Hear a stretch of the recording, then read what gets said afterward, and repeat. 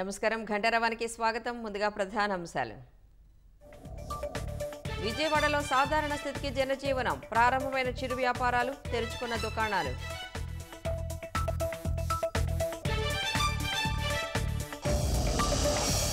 వరదలతో విజయవాడ ఐరన్ యార్డుకు భారీ నష్టం. తుప్పుపట్టిన ఇనుము, వ్యాపారులకు కోలుకోలేని దెబ్బ.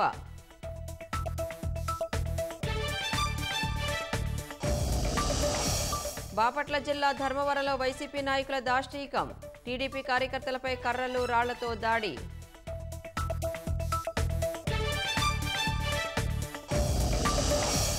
ముంబై నటి కేసులో 2 పోలీసులపై సస్పెన్షన్. ఏసీపీ హనుమంతరావు, సిఐ సత్యనారాయణపై వేటు.